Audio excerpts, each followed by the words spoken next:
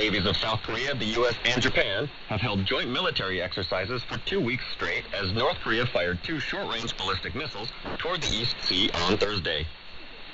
The Joint Chiefs of Staff announced on Thursday that it had conducted a missile defense drill in the East Sea to respond to North Korea's provocations, and said through the exercises it expects to further solidify operational capabilities and posture to respond to the North. This is the first time that the 3 countries have held a 2-week-long drill on the East Sea.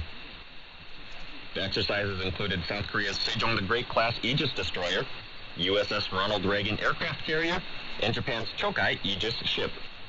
USS Ronald Reagan aircraft carrier had headed to the Pacific Ocean after completing drills with South Korea and Japan, but returned following the North's firing of ballistic missiles.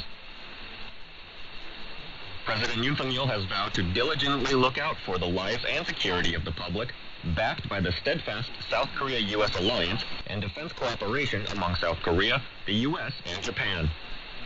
Yoon made the pledge on Thursday to reporters at the presidential office after remarking that North Korea fired 2 short-range missiles earlier in the day, in addition to the launch of an intermediate-range ballistic missile on Tuesday that passed over Japan as it traveled some 4,000 kilometers. The president mentioned the return of the USS Ronald Reagan aircraft carrier to the East Sea after Tuesday's IRBM launch demonstrated the capability to reach Guam, pointing out that the island houses the U.S. military's strategic assets that would be mobilized in the event of a contingency on the Korean peninsula. He also said he will discuss the North's string of missile provocations with Japanese Prime Minister Fumio Kishida when they talk over the phone later in the afternoon. The United Nations Security Council failed to reach an agreement on a response to North Korea's firing of an intermediate-range ballistic missile during a meeting on Wednesday. The United States and most other UNSC members called for stern measures against the North's provocation, pointing out that the missile launch was a violation of existing UNSC resolutions. China and Russia, however, defended North Korea and insisted that U.S.-led military exercises in the region provoked the North, resulting in a lack of agreement by the Council. Kim Bum-soo has wrapped up the meeting. Mr. President, the Secretary General strongly condemns.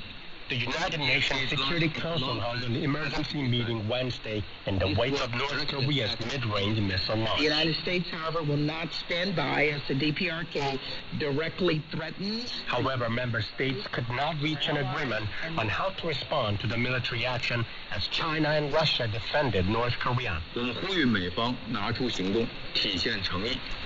We call on the U.S. to take concrete actions, demonstrate its sincerity, and effectively address the legitimate and reasonable concerns of the DPRK so as to create conditions for the resumption of dialogue.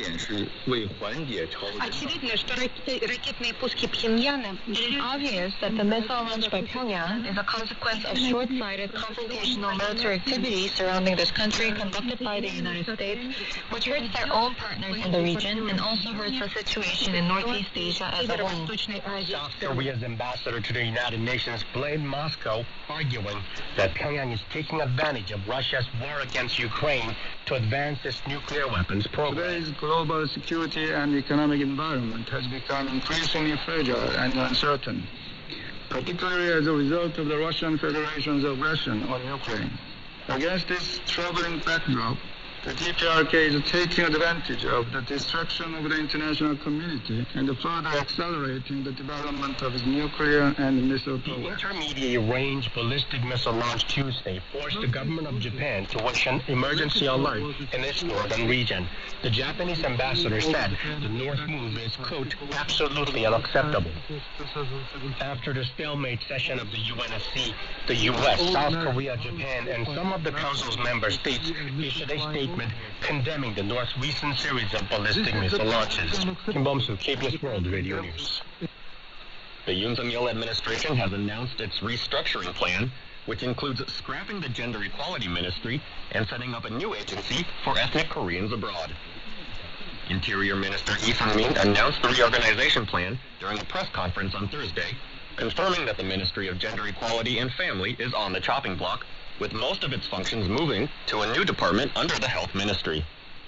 The plan also includes a new agency for overseas Koreans under the Foreign Affairs Ministry, while the status of the Ministry of Patriots and Veterans Affairs will be elevated to a cabinet-level department in place of the Gender Equality Ministry to maintain the number of cabinet members at 18.